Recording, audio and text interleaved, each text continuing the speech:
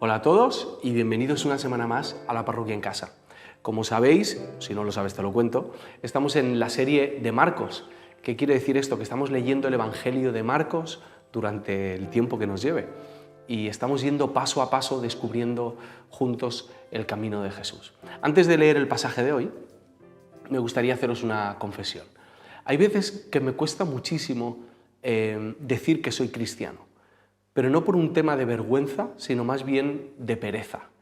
Hay conversaciones que se ponen tensas, en las que hay tantos prejuicios acerca de lo que significa ser cristiano, que para poder llegar a un punto saludable en la conversación, tendría que derribar demasiados mitos y dar demasiadas explicaciones.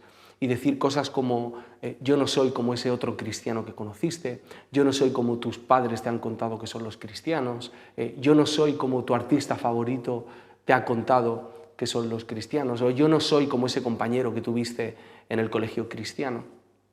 Hay veces que os diría que es más fácil hablar de cristianismo con alguien que no sabe absolutamente nada o muy poco acerca del tema, que con alguien que ya sabe qué significa ser cristiano y cómo tienen que ser los cristianos. Y la realidad es que no les culpo de nada, o sea, llevamos más de 2000 años de cristianismo, o mejor dicho, de cristianismos, y es normal que hayan múltiples versiones y estereotipos acerca de lo que significa ser cristiano. No me preocupa tanto que pase de puertas para afuera, pero cuando pasa de puertas para adentro es un poco más inquietante, porque tenemos muchas diferencias, hay diferentes doctrinas, diferentes denominaciones, diferentes maneras de acercarnos al cristianismo. Incluso os diría que tenemos como una escala de valores y de niveles en las que consideramos que alguien es más o menos cristiano porque ora más, porque va a la iglesia o porque además de ir a la iglesia está involucrado económicamente o con su voluntariado y con su tiempo, o porque ora por sanidad, o porque cierra los ojos cuando canta, o porque conoce muchos versículos bíblicos. Nosotros tenemos nuestras propias escalas de valor, pero a pesar de todas estas diferencias, tenemos algo en común. Todos nosotros creemos que la versión del cristianismo que vivimos o a la que aspiramos es la correcta. Bueno, pues durante los próximos minutos te propongo que te olvides un rato de lo que los demás opinan acerca de ser cristiano. Que te olvides tú también de lo que crees que significa ser cristiano. Incluso que nos olvidemos durante unos minutos de la palabra cristiano y que nos acerquemos al texto para descubrir qué tenía Jesús en mente cuando llamó a sus primeros seguidores y qué tiene Jesús en mente cuando nos ha llamado a ti y a mí. Vamos a Marcos capítulo 1, versículo 16. Mientras caminaba junto al mar de Galilea, vio a Simón y a Andrés, hermano de Simón, echando una red en el mar porque eran pescadores. Jesús les dijo, seguidme y yo haré que seáis pescadores de hombres. Y dejando al instante las redes le siguieron. Yendo un poco más adelante vio a Jacobo, el hijo de Zebedeo, y a su hermano Juan, los cuales estaban también en la barca remendando las redes, y al instante los llamó. Y ellos, dejando a su padre Zebedeo en la barca con los jornaleros, se fueron tras él. Una de las cosas que vemos al leer este texto es que Jesús no llama a sus seguidores a ser cristianos, los llama a ser sus discípulos. Es más, se les empieza a llamar cristianos mucho después. En el libro de Hechos, en el capítulo 11, el versículo 26, podéis ver el momento en el que por primera vez se le llamó a los discípulos cristianos. Así que la pregunta no es qué significa ser cristiano, la pregunta es qué significa ser discípulo de Jesús. Una de las cosas que descubrimos en este pasaje es que es Jesús el que llama a sus discípulos, es Jesús el que nos llama a nosotros. Lo habitual en aquella época era que el discípulo o el estudiante en algún momento dado se presentase delante de algún rabino y le dijese, quiero ser tu discípulo. En ese momento el rabino, el maestro, le decía si era apto para seguirle o no. Pero en esta ocasión es Jesús, es el maestro el que toma la iniciativa y el que persigue a sus discípulos. Y les dice que le sigan para vivir con él. Esto rompe uno de nuestros paradigmas acerca del significado del discipulado. El discipulado no es un cursillo, no es un libro específico, no es un método. El discípulo no es aquel que sabe mucho acerca de Jesús, es el que vive con Jesús. Lógicamente, la información y el contenido juegan un papel muy importante, pero el objetivo del discípulo no es la información, es la transformación. Y para eso es necesario vivir con Jesús. Pero para nosotros es muy tentador darle el primer lugar a la información, porque vivimos en la época de las ideas. Pero el mundo no necesita las ideas de Jesús. El mundo necesita a Jesús, necesitan conocerle a Él.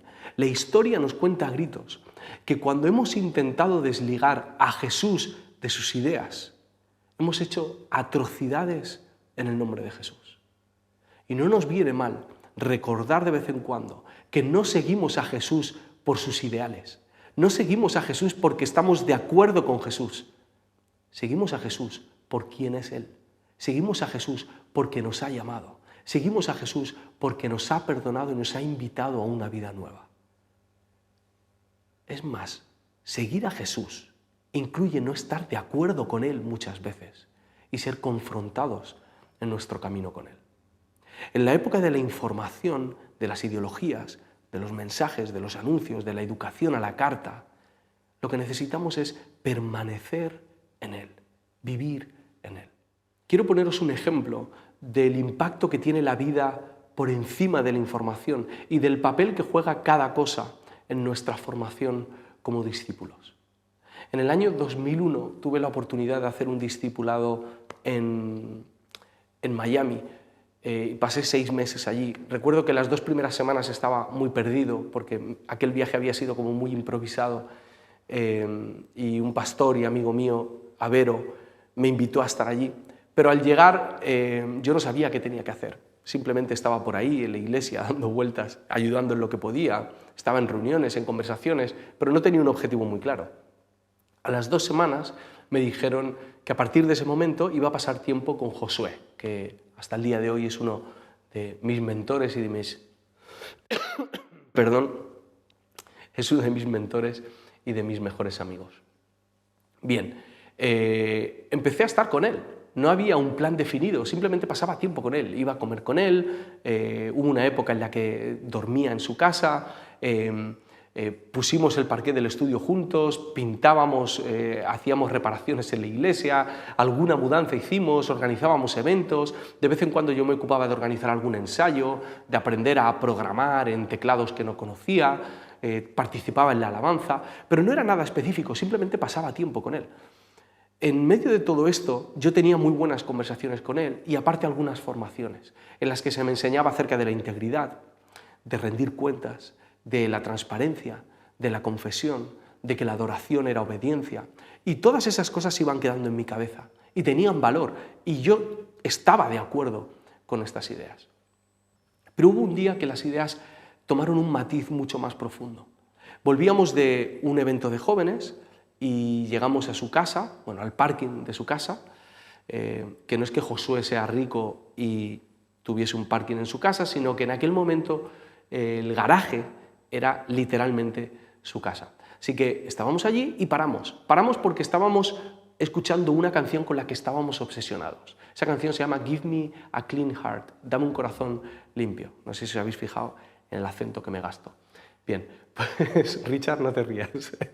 Bueno, la cuestión es que esta canción de Fred Hammond nos encantaba. Estábamos flipando con esta canción todo el día. Al llegar, paramos en el parking y dijo Josué, vamos a escucharla una vez más. Y mientras estábamos escuchando la canción y yo estaba flipando con los acordes y los arreglos y el bajo, escucho que empieza a llorar. Lo que me llama mucho la atención, porque Josué es mayor que yo, era mi autoridad en aquel momento y yo no estaba acostumbrado a que la persona que supuestamente tiene que cuidar de mí y me está mentoreando, empiece a llorar. Y aprovechó ese momento para contarme un montón de situaciones difíciles por las que estaba pasando, sin ningún tipo de filtro, las soltó y las compartió conmigo. En ese momento yo entendí las cosas que me habían enseñado acerca de rendir cuentas, de la integridad, de la transparencia, de la confesión, de que la obediencia es adoración.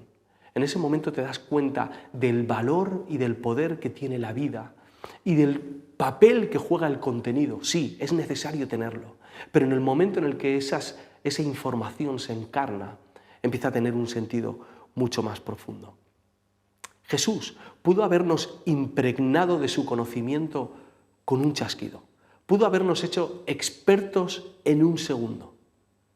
Pero solo puedes ser transformado al pegarte a su vida, al descansar en su pecho, al escucharle de cerca, al leer una y otra vez su historia, al pasar por el desierto, al verle amar, al verle confrontar, llorar, entregarse, morir, resucitar. Ahí es cuando empiezas a ser transformado.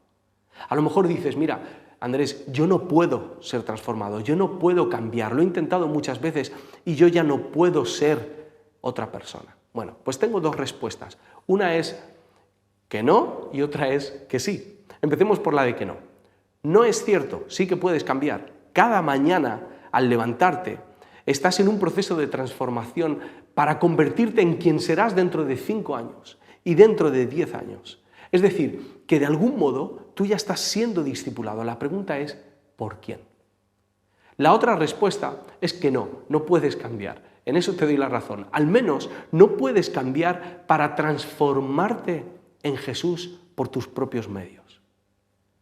Por ti solo no puedes convertirte en Jesús.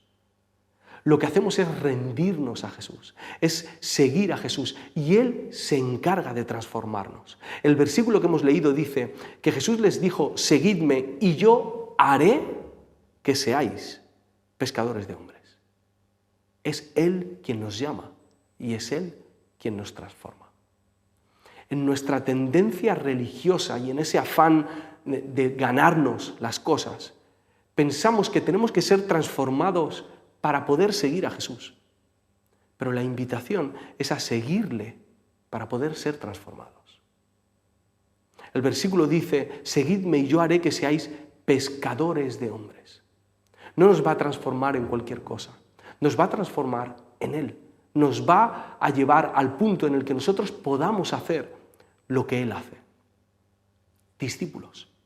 Algunos creen que están llamados a ser discípulos, pero no a hacer discípulos. Pero si un discípulo hace lo que hace su maestro, y su maestro hace discípulos, Jesús de Nazaret hizo discípulos, entonces nosotros estamos llamados a hacer lo mismo. Eso nos convierte en discípulos con la intención constante de hacer discípulos. Pero ¿cómo voy a ser capaz de influir en la vida de alguien de alguna manera si ni siquiera soy capaz de influenciar en la mía? Bueno, te respondo a esto con un ejemplo. Os enseño una foto, ¿vale?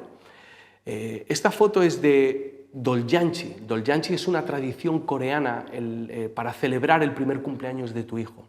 Y consiste en lo siguiente, pones a tu hijo o a tu hija delante de un montón de objetos distintos. Y cada uno de esos objetos tiene un significado.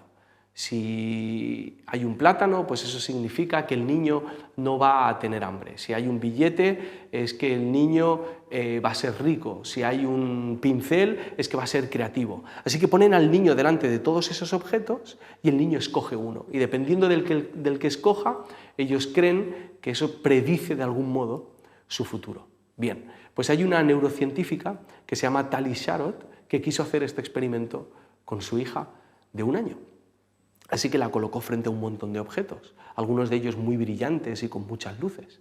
Puso un peluche, pensando que a lo mejor la niña iba a ser veterinaria.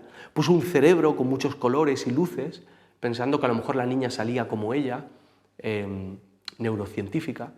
Puso una planta para ver si la niña se iba a ocupar del medio ambiente y iba a ser activista de Greenpeace. La cuestión es que después de dar un poquito de vueltas, la niña acabó escogiendo el móvil que la madre había dejado sin querer en la esquina de la mesa. Dice esta mujer que su hija estaba obsesionada con el móvil, que lo buscaba una y otra vez. Es más, la puso varias veces frente a la mesa y la niña siempre escogía el móvil. Y no era por una cuestión de luces, porque había muchas cosas luminosas en esa misma mesa.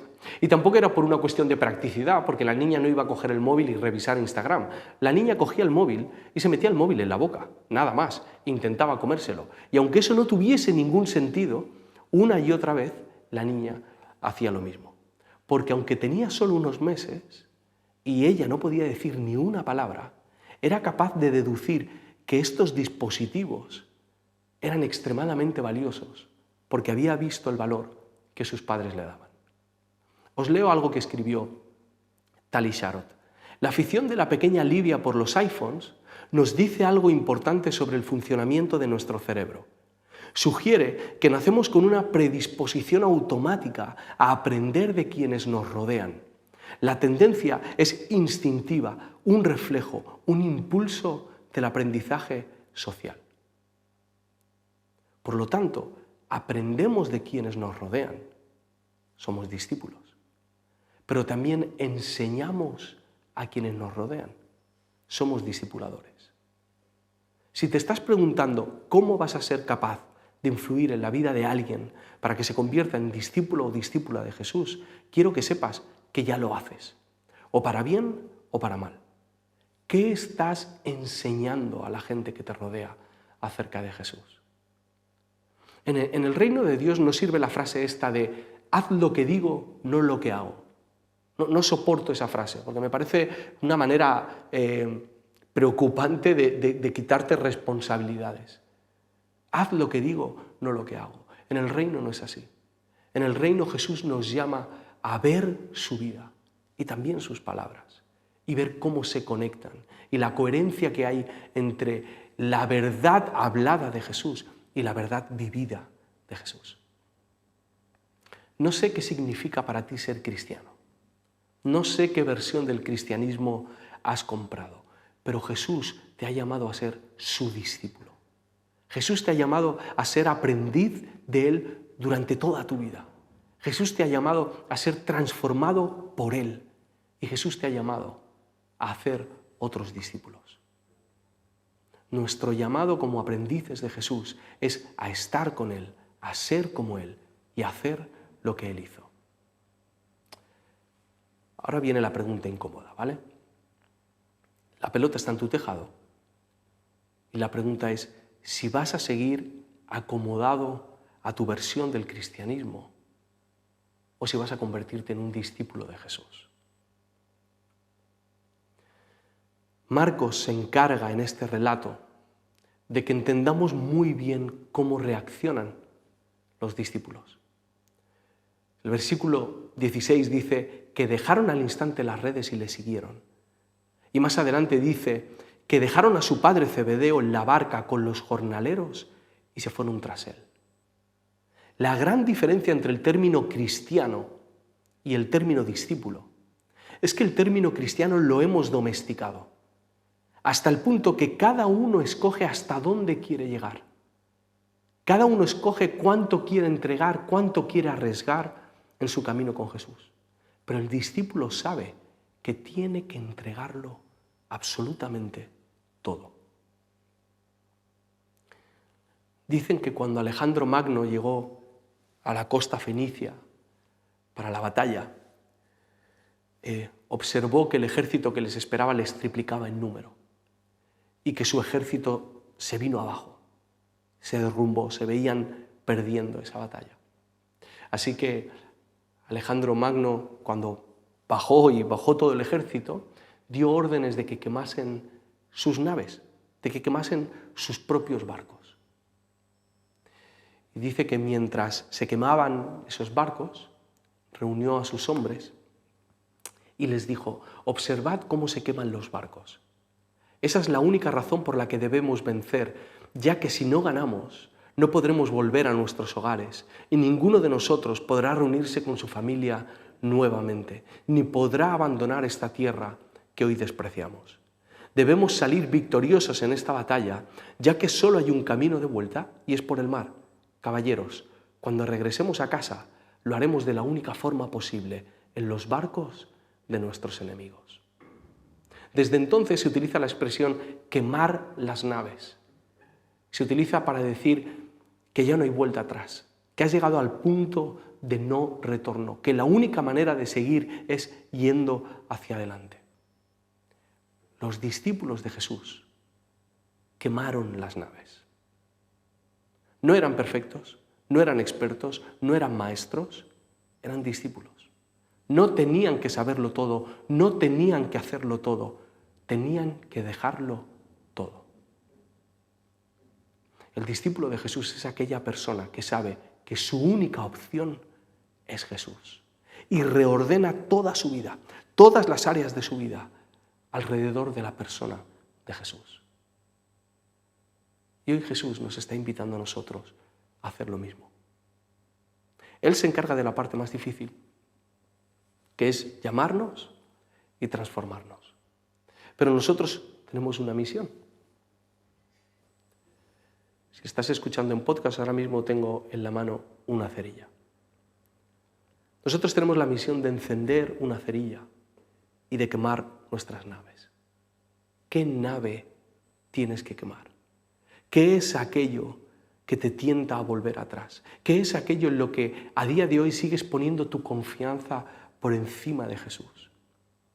A lo mejor es tu pasado, te aferras a él y no lo sueltas, aunque te hace daño, pero no lo sueltas.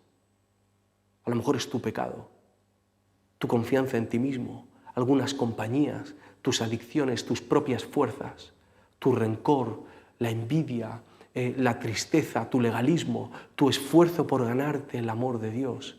O a lo mejor lo que tienes que quemar es tu propia versión del cristianismo y empezar a seguir únicamente a Jesús. Porque la única opción del discípulo es Jesús. ¿Qué nave tienes que quemar con esta cerilla?